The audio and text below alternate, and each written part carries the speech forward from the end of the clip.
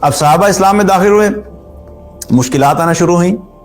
اور اللہ سبحانہ تعالیٰ نے ان کو جو ہے وہ ایک مضبوط انسان بنانا تھا۔ اور یہ یاد رکھیے اپنے لائف میں کہ اگر آپ ایک اسٹرانگ پرسن بننا چاہتے ہیں اور ایٹ دا سیم ٹائم آپ یہ چاہتے ہیں کہ آپ کو لائف کے اندر مشکل سچویشن سے نہ گزرنا پڑے،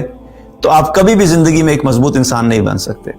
اسی لیے آج اگر دیکھیں تو وہ لوگ یا جو کہ اپنی زندگی میں اسٹرگل کر کے اوپر آتے ہیں، وہ آپ دیکھیں گے کہ ان کے اندر آپ کو ایک خاص قسم کی اسٹرینتھ ملے گی، ان کے اندر ایک کریکٹر ہوگا، ان کے اندر ایک مورل ہوگا، ان کے اندر ایتھکس ہوں گے، ان کے اندر اللہ سبحانہ تعالیٰ کی دی ہوئی نعمتوں کی قدر ہوگی، اور وہ اگر زندگی بھی گزاریں گے تو اس طرح سے گزاریں گے کہ وہ دوسروں کے لیے بھی فائدہ بنیں گے۔ لیکن وہ لوگ جن کو ہر چیز پلیٹ میں پڑی ہوئی ملی اور انہیں خود محنت کر کے کچھ حاصل نہیں کرنے کی کوشش کی، تو ان کے اندر اللہ کی نعمتوں کی ناقدری نظر آتی ہے، اللہ کی نعمتوں پہ ناشکری نظر آتی ہے، اور سب کچھ ہونے کے ساتھ ساتھ ان کے اندر پھر بھی ڈسسیٹسفیکشن ہوتی ہے۔ تو مضبوط انسان بننے کے لیے بہت ضروری ہے کہ مشکلات سے اور ڈیفیکلٹ سچویشن سے گزرنا لازمی ہے۔ اس لیے جب بھی زندگی میں مشکلات آئیں تو اس میں آبویسلی انسان کو ٹیمپریرلی فیل ہوتا ہے، لیکن اس میں ایک بار بار اپنے آپ کو ریمائنڈ کرایا کریں کہ نہیں، اس میں بھی انشاءاللہ میرے لیے کچھ سیکھنے کی چیز ہے،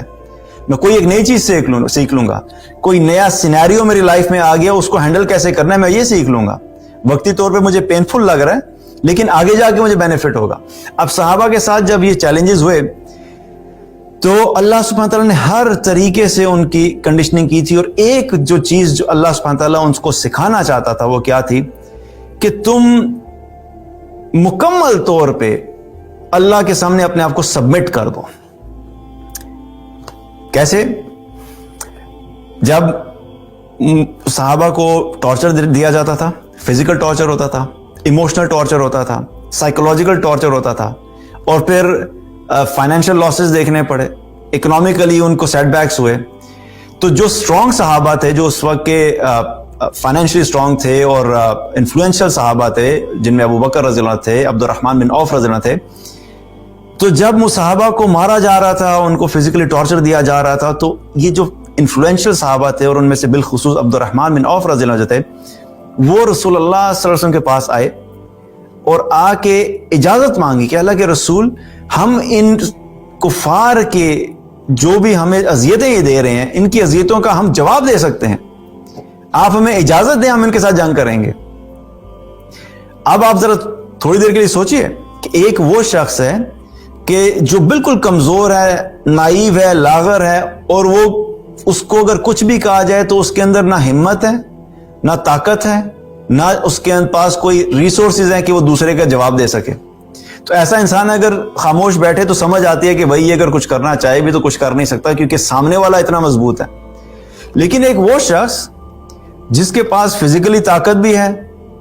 اور وہ اسٹرانگ بھی ہے، مالی طاقت بھی ہے، اسی طریقے سے ایموشنلی بھی اسٹرانگ ہے، وہ انٹلیکچولی بھی اسٹرانگ ہے، اور اس کے پاس ریسورسز بھی ہیں، اور وہ بھرپور طریقے سے جواب دے سکتا ہے، تو جب اس کو روکا جائے اور وہ جواب نہ دے تو اس کے لیے بڑا مشکل ہوتا ہے اس چیز کو ہینڈل کرنا۔ عبد الرحمن بن عوف رضی اللہ عنہ جو تھے، وہ آپ صلی اللہ علیہ وسلم کے پاس آئے اور آ کے کہا کہ اللہ کے رسول، آپ ہمیں اجازت دیں کہ ہم ان سے جنگ کریں، ہم ان کا جواب دیں۔ تو اللہ سبحانہ تعالیٰ نے قرآن میں آیت نازل کر دی کہ ان سے کو کفو ایدیکم، ان سے کو اپنے ہاتھوں کو باندھے رکھو۔ سبحان اللہ۔ اب انسان کو اپنے جذبات پہ قابو پانا، اب یہاں پہ کتنی ساری چیزوں کو اللہ سبحانہ تعالیٰ نے صرف اتنی سی بات میں ان کی کنڈیشننگ اور ان کی جو تربیت کرنی تھی وہ کیا تھی کہ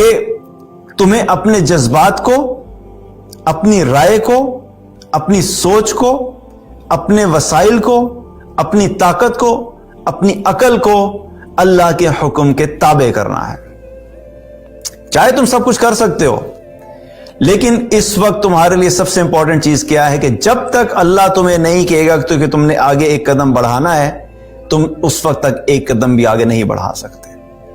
اب یہ وہ پروگرامنگ تھی اور یہ وہ کنڈیشننگ تھی جو اللہ سبحانہ تعالیٰ صحابہ کی کرنا چاہتے تھے مکی دور کے اندر۔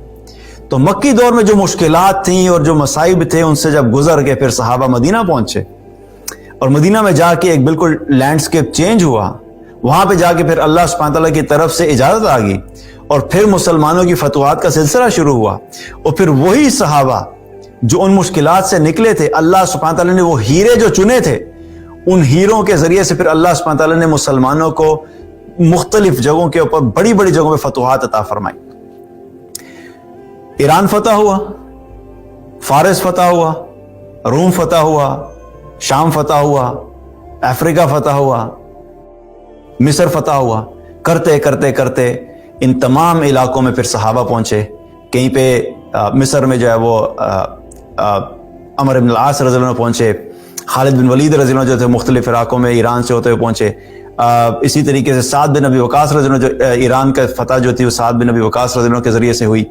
اور شام کی طرف پہنچے۔ اس طریقے سے کیا ہو، پھر صحابہ مختلف جگہوں پہ جو ہے وہ پھیلے، اور پھر اللہ سبحانہ تعالیٰ نے ان کو دنیا کے اندر بھی وہ مقام عطا فرمایا کہ صحابہ کہتے تھے کہ اگر ہم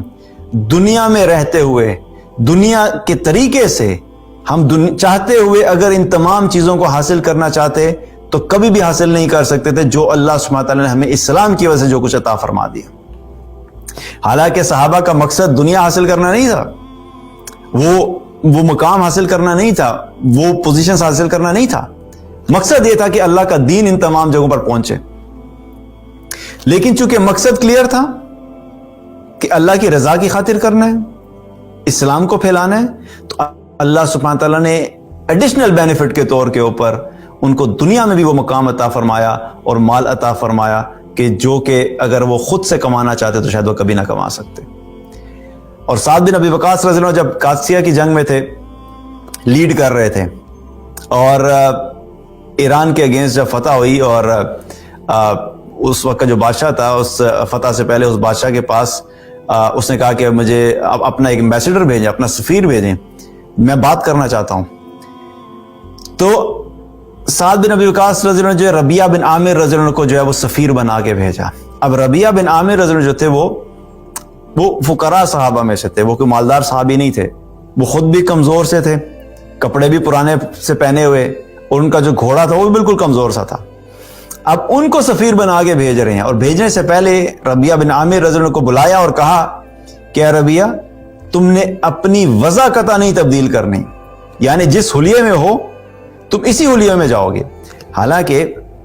نارملی اصول کیا ہوتا ہے کہ جب انسان کسی بڑے شخص سے ملنے چاہتا ہے، اور بڑے سے مراد میں ہماری دنیاوی ٹرمینالوجی میں بڑے کی بات کروں، جس کو ہم کہتے ہیں جی مالدار بندہ ہے یا کسی علاقے کا بڑا سردار ہے، تو کیا ہوتا ہے کہ اس کے لیے انسان کی کوشش ہوتی ہے کہ میں اعلیٰ سے اعلیٰ کپڑا پہن کے جاؤں۔ آج دنیا میں بھی اگر ہم اپنی بھی سوچ کر رہے ہیں کہ آج ہمیں کوئی اگر صرف MNA بلا لے اگر میٹنگ کے لیے، تو آدھا پونا گھنٹہ تو صرف کپڑے سلیکٹ کرنے میں لگے، بھائی کپڑا کون سا پہن کے جاؤں۔ پھر اپنے پاس اگر موٹر سائیکل ہے تو دوست کی گاڑی ادھار مانگیں گے کہ MNA صاحب کے اوپر امپریشن ڈالنا ہے۔ تو ہماری سوچ یہی ہے۔ تو سعد بن ابی وقاص رضی اللہ عنہ نے کیا کہا کہ اے ربیعہ تم نے اپنا وضع قطع تبدیل نہیں کرنا، اور وہاں پہ ان کو کیا کرنا چاہتے، وہ ایک مائنڈ سیٹ کلیئر کرنا چاہتے ہیں۔ حالانکہ اس میں کوئی ممانعت نہیں ہے، اگر کسی اچھے شخص سے ملنا چاہیں تو اس میں اچھا لباس پہن کے جایا جا سکتا ہے، اس میں ہمارا دین ہمیں منع نہیں کرتا۔ لیکن اس سچویشن میں آپ ان کو کیا سکھانا چاہتے تھے؟ انہیں فرمایا کہ یاد رکھو اللہ سبحانہ تعالیٰ نے ہمیں جو عزت دی ہے وہ اسلام کی وجہ سے دی ہے۔ اگر ہم اسلام کو چھوڑ کے کسی اور چیز میں عزت حاصل کرنے کی کوشش کریں گے، اللہ ہمیں دوبارہ ذلیل و رسوا کر دے گا۔ یعنی ذہن کے اندر جو کانسیپٹ ہے کہ میں کپڑا پہنوں گا اچھا تو میری عزت ہوگی، میری سواری اچھی ہوگی تو میری عزت ہوگی، میرا کپڑا برانڈڈ ہوگا، میری گاڑی اعلیٰ قسم کی ہوگی، میرا گھر اچھا ہوگا، میرے بچے انٹرنیشنل اسکول میں پڑھیں گے۔ آج کے دور کے حساب سے بتا رہا ہوں، آج بھی مسلمانوں کی سوچ یہی ہے نا کہ ہم عزت ان چیزوں میں ڈھونڈ رہے ہوتے ہیں کہ یہ سب چیزیں جب ملیں گی تب ہماری عزت ہوگی۔ تو اس مائنڈ سیٹ کو سعد بن ابی وقاص رضی اللہ عنہ نے چینج کیا کہ عزت جو اللہ نے ہمیں دیا وہ اسلام میں دی ہے۔ تو باقی جو ظاہری طور پہ جو دنیا میں نعمتیں ہیں، اگر اللہ نے اچھا کپڑا دیا تو پہن لیں، کوئی بات نہیں، کھانا اچھا تو کھا لیں، لیکن اپنے ذہن کو کلیئر رکھنا چاہیے کہ اللہ سبحانہ تعالیٰ نے ان چیزوں کے اندر عزت نہیں رکھی۔ عزت اگر ہماری ہے تو وہ اسلام کے اندر ہے۔ تو سعد بن ابی وقاص رضی اللہ عنہ نے جب فتح کیا تو فاتح کی حیثیت سے جب داخل ہوئے تو داخل ہونے کے بعد انٹر ہوتے ہی وہاں پہ اللہ کے قرآن کی آیات کو جو ہے وہ ان کی تلاوت کرنا شروع کر دی، اور صحابہ جو تھے وہ رویا کرتے تھے جب اتنی نعمتیں ان کو نظر آئیں۔ وہ ان کے لیے اتنا اوور ویلمنگ تھا کہ چند سالوں کے اندر فرام ویئر ٹو ویئر مکی زندگی میں شروعات ہوئی تو انہوں نے اپنی زندگی میں، کیونکہ یہ ساری کی ساری جو فتوحات ہیں ان کی بشارت آپ صلی اللہ علیہ وسلم نے ان کو پہلے ہی دے دی تھی. غزوہ خندق کے موقع پہ آپ صلی اللہ علیہ وسلم نے خندق کھودتے ہوئے ان کی بشارت دی تھی کہ روم فتح ہوگا، فارس فتح ہوگا، یمن فتح ہوگا. اب بشارت تو موجود تھی، خوشخبری تھی، لیکن صحابہ ایکسپیکٹ نہیں کر رہے تھے کہ ہماری زندگیوں میں یہ ساری فتوحات ہو جائیں گی. تو جب یہ اتنا کچھ انہیں ملا تو وہ پریشان ہو گئے. پریشان اس طرح ہو گئے کہ اکثر رویا کرتے تھے اور کہتے تھے کہ ہمیں یہ ڈر لگتا ہے کہ کہیں اللہ سبحانہ تعالیٰ نے ہمیں ہمارے ساری محنت اور سارے اعمال کا بدلہ کہیں دنیا میں ہی تو نہیں دے دیا. ان کو سب کچھ ملا تو وہ پریشان ہوئے، ہم سب کچھ حاصل کرنے کے لیے پریشان ہوئے ہیں. وہ دنیا کے پیچھے نہیں بھاگی، اللہ نے دنیا دے دی. ہم دنیا کے پیچھے بھاگتے رہتے تب بھی دنیا نہیں ملتی. تو اصول سمجھیں، اللہ سبحانہ تعالیٰ نے ہمیں دنیا میں دنیا کے لیے نہیں بھیجا بلکہ آخرت کے لیے بھیجا ہے، اور ہماری جو اصل عزت رکھی ہے وہ اللہ نے اپنی اس کتاب کے احکامات کے اندر رکھی ہے.